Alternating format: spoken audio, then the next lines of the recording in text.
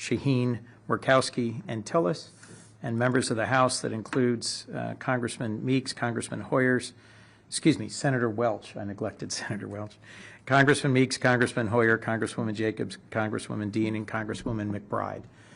We represent a very wide range of states and backgrounds. We serve on most of the major committees of Congress, and I am so grateful for their attention and engagement over the last few days. We've had the opportunity to meet with and hear from a very wide range of Danish and Greenlandic representatives. We had a terrific and constructive meeting with the Prime Minister and the Greenlandic Prime Minister, with the Defense Minister and Foreign Minister, the Deputy Prime Minister, with Danish industry, a purposeful lunch that was a good opportunity to hear from Danish industry, at the think tank DIIS, I think the Danish Institute for International Studies, and a really robust conversation with Parliament. In every one of these meetings or conversations, there were representatives from throughout the Kingdom of Denmark. The conversations we've had have reinforced a few simple points. One is that for 225 years, the United States has been blessed to have a good and loyal and trusted ally and partner in the Kingdom of Denmark. Later today, we will go to Kastellet and lay a wreath to express our deep gratitude for the Danes who served alongside Americans in Afghanistan, Iraq, and elsewhere, and who lost their lives in defense of our common commitment to peace and to freedom. As an original NATO ally, Denmark has been a tremendous partner for us in security, and that relationship is rooted in deeply shared values, values of democracy, of self-determination, and of respect for territorial integrity. The conversation with Danish industry reinforced that Danish businesses invest heavily in the United States. They're the 16th largest source of foreign direct investment. There's roughly 200,000 Americans who enjoy great jobs because of Danish exports and investment in the United States. In listening to conversations we've had with the both think tank and that Senator Shaheen had with students at a university here, we got a broader range of the views of the people of Denmark. And in our purposeful and concrete conversations with parliamentary leaders, members of the cabinet and the Prime Minister, both Danish and Greenlandic, we had a chance to discuss the current moment and how we move forward in a constructive way. A few simple observations. There are no pressing security threats to Greenland, but we share real concern about Arctic security going forward. As the climate changes, as the sea ice retreats, as shipping routes change, there are legitimate reasons for us to explore ways to invest better in Arctic security broadly, both in the American Arctic and in our NATO partners and allies. Second is that we seek to find a way forward through this moment that reinforces the 225-year-old partnership and alliance between the people of the Kingdom of Denmark and the United States. And we return to Washington after this trip with a renewed passion for finding ways that we can engage that are respectful and constructive. It was made very clear to us, as it has been repeatedly over the years, that if the United States seeks to invest in partnership respectfully with the people of Greenland in accessing possibly newly available critical minerals or rare earths, that would be welcome, and that in partnership with the Kingdom of Denmark, if we wish to increase our investments in Arctic security, that would be welcome. But the challenge here is for that to be done in a way that is deeply respectful of Danish sovereignty and of our NATO alliance. So with that, I think we're happy to take questions, and we appreciate everyone who's been a part of this. I'm going to call on Trina first, if I might, just to make sure that Greenlandic Press gets a question asked and answered. Thank you and so please, much. I encourage members of this delegation, if you've got an answer that you think we have to give that I've missed, please jump in. Thank you so much, Senator Kuhn. I would like to ask what can Greenland and the Greenlanders do to help this process moving forward? What can you say to them that they can, that they can help with? First, I just hope that you will reinforce that this is a respectful and constructive delegation that came more to listen than to talk.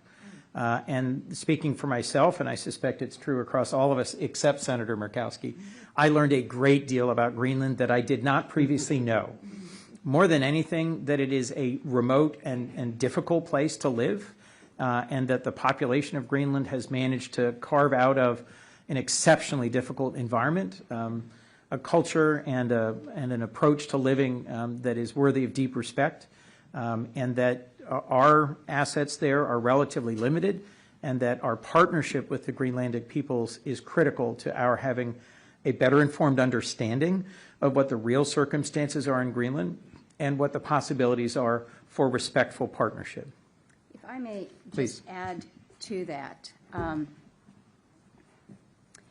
there have been, I think, significant efforts between not only the native people in Alaska, but many Alaska business interests that have formed partnerships and relationships with the people of Greenland, focused on areas of common interest. We understand what it means when small communities are visited by a large cruise ship where the population of the tourists on the cruise ship is 3 times more than the population of your community, and how you still maintain the identity of a community when you have those visitors come in. So we've been sharing some best practices. Our fishermen have been talking to Greenlandic fishermen about how we deal with changes in ocean and the environment. We've been talking about different governance structures. I would encourage the Greenlandic people, keep those avenues of dialogue and partnership open. Oftentimes, when our capitals are in conflict, when the words are perhaps hard to translate at that level, it is at the sub-regional level that we are able to have that level of civility, of optimism, and forward movement that is positive. So I would offer that to the people of Greenland. The second thing that I would suggest is, just as Senator Coons has shared, there is so much that this delegation has learned about not only Greenland, the island, the territory, but about the Greenlandic people. And yesterday when we met with the parliamentarians, one of the things that was so moving was when a young parliamentarian shared the concept of ownership as an indigenous person of Greenland understands it. It is not the same concept that most people in Western society may relate to. So understanding the culture, the people, and only the Greenlandic people can do that. Only they can really share their stories, their lifestyle, and what it means to be part of a very harsh environment in challenging conditions, but that's who you are. And so to suggest that you might want to go move to an easier place doesn't make sense. So share those stories with not only the United States, but share them with the world, because the eyes of the world are on Greenland and Greenlanders. Let's not forget the people. Thank you, Lisa. My first trip to the Arctic was with Senator Murkowski, and you can see why. And there was a very earnest request from the Greenlandic parliamentarians for dialogue and for continued dialogue, which I very much hope Senator Murkowski and others among us will continue to facilitate. Elizabeth, did you have a question? Yeah, Elizabeth Miller from the New York Times. As you know, Donald Trump has said that he wants to own or take over Greenland because, quote, that's what I feel is psychologically needed for success. I mean, right now, you're a part of a delegation that is engaging in traditional diplomacy, reassuring an ally. You are doing what has traditionally been done for years and years in a crisis like this. But given that Donald Trump seems to have a psychological need for Greenland, which he says, how can you counter that with traditional methods, especially when so far publicly there have been minimal Republicans opposing this? Well, Elizabeth, thank you for the question. I can't speak to President Trump's psychological needs. That's really not my goal here. Your question, though, is repeating something he has said. I'll say this. One of the things that's been made clear to us is that the people of Denmark are very anxious, are quite concerned, and the people of Greenland even more so, and that this current tone and tempo of statements about acquisition is not constructive. I think I speak for every senator and House member here in that we deeply value NATO, and that this 80-year-old alliance, this partnership, has been absolutely critical to the United States' security and prosperity and success. I was at the NATO summit, as was Senator Shaheen, Senator Tillis, and others. This was a remarkably successful NATO summit last year at The Hague. NATO has dramatically stepped forward. Denmark, the Kingdom of Denmark, is now spending 3.2% of its GDP on security. NATO, in some ways, should be celebrated and embraced as being stronger than ever. Greenland is a part of Denmark. Denmark is our NATO ally. That should be the end of this discussion, in my view, because I think to do or say anything that puts at risk our trustworthiness as an ally is fundamentally strategically dangerous for the United States. So, in recent conversations with ambassadors from other countries, from the Indo-Pacific, from throughout the world, if we do or say things as a nation, and I'm speaking as a senator, if I do or say something that causes a close and trusted NATO ally, there is almost no better ally to the United States than Denmark. If we do things that cause Danes to question whether we can be counted on as a NATO ally, why would any other country seek to be our ally or believe in our representations? In terms of my psychological needs, knowing that the United States is a respected and trusted ally and partner around the world is a core part of what, speaking for myself, I'm trying to accomplish. And, you know, I'll let others in the delegation disagree if you do, but I think a lot of our security as a nation has rested on our being trustworthy. We're the Article 1 branch. We are having active conversations amongst ourselves about what is the wisest course of action. If nothing else, I think de-escalating the level, tone, and frequency of rhetoric around this and injecting some reality about what are the actual circumstances of the security threats. There are no current security threats to Greenland. How can we best navigate Arctic security together with NATO? And how can we best navigate access to newly emergent resources around the world together? Those are conversations that we intend to continue when we get back to Washington. So, but I will speak as the sole Republican that's standing here at this moment, because you have suggested that this is a partisan issue. Support for our friends and allies, whether they be the Kingdom of Denmark or others, should not be a partisan issue.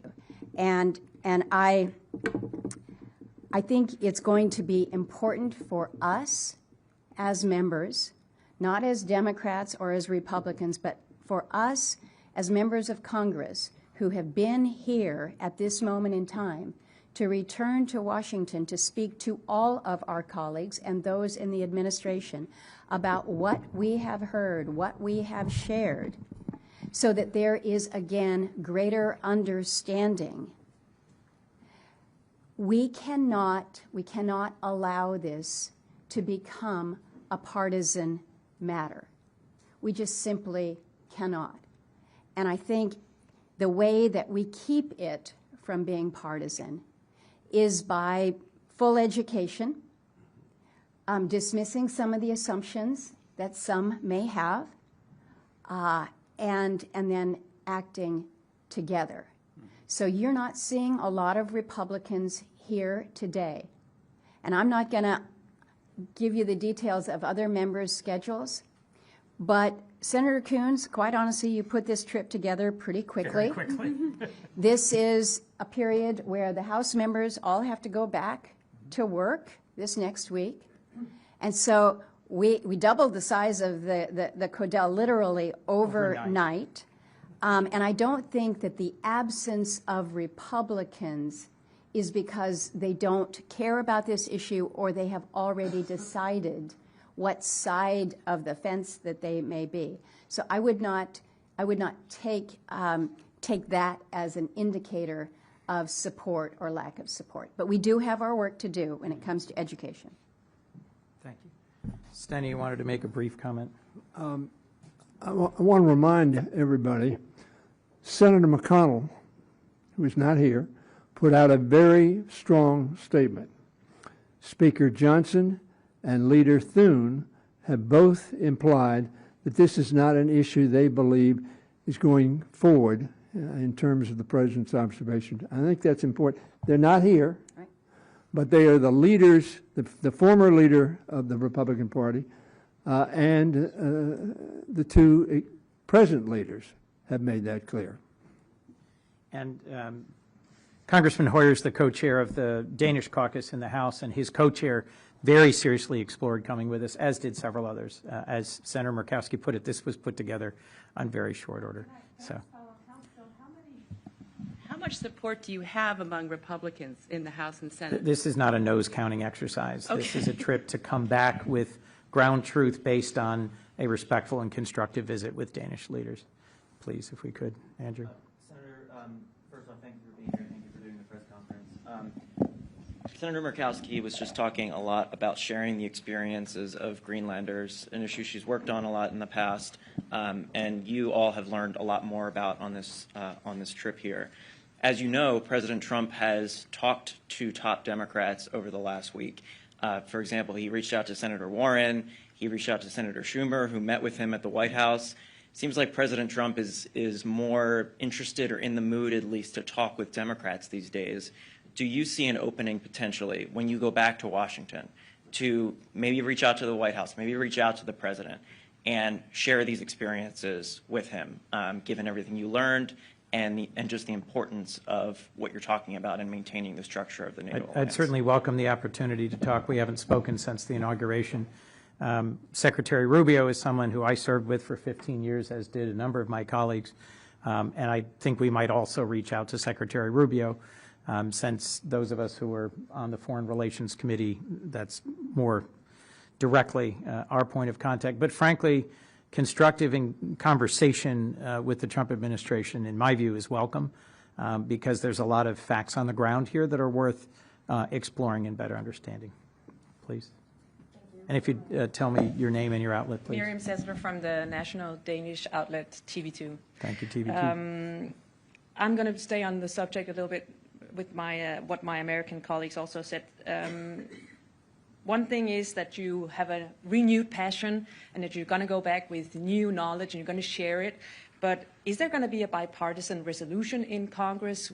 What is going to be concrete out of this trip? Because I think a lot of people in the Kingdom of Denmark, all over, are very interested in knowing what is going to be the output of this trip. And in the same matter, can Senator Murkowski, can you confirm that Danish officials told lawmakers this week they worried an overly partisan vote could undercut or jeopardize their position? I worry that going to a specific legislative vehicle right now today is premature, and that frankly, to the point just made by Andrew, having conversations between our two branches, between those who are here and at many other briefings, the Danish foreign minister was we met with him in the Capitol 48 hours ago, I think.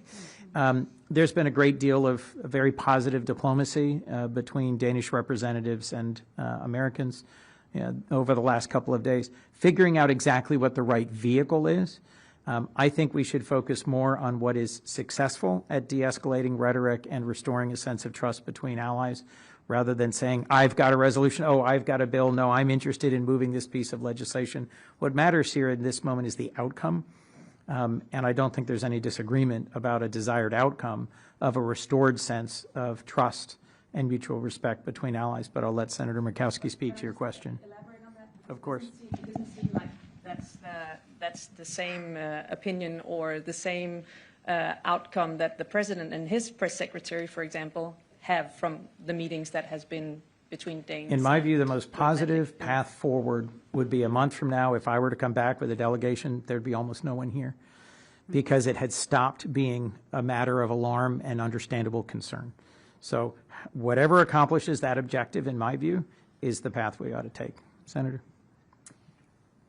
we recognize that there have been multiple approaches to what resolutions could be adopted, what legislation could be worked on. Senator Shaheen has drafted a bill that I'm a co-sponsor on that reinforces again the role of NATO and the fact that Congress has a role here. I have teamed up with Senator Gallego with regards to a joint resolution, a sense of the Senate in terms of the shared partnership. We did a resolution, Peter, that was you and I earlier last year, just reinforcing, again, the U.S.-Danish relationship. I think those are constructive, good signals of, hey, we like you, we respect the relationship, and we want to build on that. We want to underscore that. Now, taking something to a vote is different than introducing something, right? Taking something to a vote is different than perhaps a hearing before the Foreign Relations Committee where we get more information out on the table more publicly. Those types of things, again, that advance a positive, constructive dialogue, I think are good. One of the concerns and one of the fears, if you will, and it goes back to the comment that I made earlier about not wanting to make an issue partisan. Sometimes when you actually look at the vote count, it's like, whoa, the Republicans have completely gone this way and the Democrats have gone this way, and so therefore it must be a partisan divide. I don't think, again, we want to encourage any message that makes it appear that support for the Kingdom of Denmark as our trusted and friend and ally for decades and decades should be a partisan issue. Can I say one thing real quick? I just want to also say on the House side, you know, I've talked to several Republicans. They knew that I was coming here, and they tried to adjust on the House side, adjust their schedule so that they could come. There is a desire to make sure that whatever we do on various bills that are being looked at, that is done in a bipartisan way. So the dialogue and conversation that we're having, because of the importance of the relationship with our NATO allies and Denmark and Greenland, that's not seen publicly all the time, but the conversation is happening. It is a very real conversation because of the significance and the importance, I think, on both the House and the Senate side, and we're working collectively in that way. But just to elaborate on that, the president is also known to be a hard negotiator when he wants his way in different bills and different vote counts and so on. We'll let that play out in the weeks ahead. But my question is, even though that you have these conversations, which is nice to hear, there could be a concern also that the president might have a better suggestion. It's hard to predict exactly what our president will do, and sometimes he does have better suggestions. I have a number of hands. I'm going to keep moving. Anders, if I could. Hello, my name is Anders. I come from Politiken, a daily newspaper. From your perspective, is there anything Denmark and Greenland can do to reduce the tensions currently happening? First, thank you. It's very helpful for Americans to understand the actual facts and the actual circumstances. Very few Americans have been to the North Slope of Alaska and really understand what that environment is like. Bluntly, most Americans don't understand the dynamics within the Faroe Islands, Greenland, Denmark, what makes up the Kingdom of Denmark, and just understanding that. Part of our role is to go back. We are laying a wreath after this. Part of our job is to go back and to make sure that more Americans understand just how valuable this partnership is.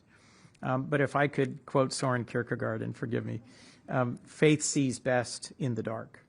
This is a moment where our very positive relationships have dimmed a bit, and I hope that the people of the Kingdom of Denmark do not abandon their faith in the American people, in our fundamental goodness, in our respect for Denmark and for NATO and for all we've done together. The Americans who were deployed and served in Iraq and Afghanistan know better than anyone that Danes served alongside them in some of the hardest missions and in some of the most difficult places and did it honorably and well. And so, you've already done the hard work. We simply need to remind our nation of that so that our ongoing conversations domestically within the United States, in members of Congress, and between the branches of our government are better informed by the facts. Thank you. Please. Yesterday, President Trump suggested that tariffs would be the solution to the United States taking possession of Greenland. Is that realistic? And if he were to take steps in that direction, do you think the Congress would find a way to stand in the way of using tariffs as a cudgel in these negotiations? Well, one of the lovely things, as you well know, is that our government has 3 branches, and I suspect the Supreme Court will be speaking to that point soon. Look, I think that the Constitution gives to Congress more of the power that is currently being exercised in tariffs, and in a way that is perhaps novel in modern history. And I think since this is an issue directly before the court, we'll see what the Supreme Court has to say as to whether the use of tariffs as a tool against close and trusted allies to try and achieve a strategic objective is really the wisest and most available. Sir. Senator Coons, Ian Sherwood from MS Now. Could I just ask, how much do you think the actions by Denmark and other European allies to move resources to Greenland will address the concerns of the President that he's expressed? Secondly, I also believe that NATO is also working on a plan to further enforce resources in the region to address the concerns of the President. And how much do you believe that these comments by the President damage the relationship with Europe and embolden America's adversaries? So first, I think the most pressing and current security threat in this entire region is the ongoing war of aggression by Russia against Ukraine. And it bears repeating, and I will repeat back home, that the Kingdom of Denmark has been one of the strongest supporters of Ukraine, has dedicated billions of dollars, has transferred critical advanced assets, has dedicated billions of dollars to the support of Ukraine. And so to those Americans who misperceive the balance of who has put more into this urgent fight, Danes deserve great recognition for the significance and strength of their support for Ukraine. That our NATO allies choose to engage in an exercise that demonstrates a willingness to invest more in Arctic security, I think should be welcome and celebrated. I think it's important for us to realize that the high north is becoming more and more an area of concern for the longer term. NATO, because of Putin's strategic, I think, profound misstep, has doubled the length of its border with Russia, and the high north for Finland and Sweden, which is now an expanded part of NATO, is of renewed concern. So seeing active training and deployments into one of the harshest, most remote places on Earth, I think we should take as an encouraging signal.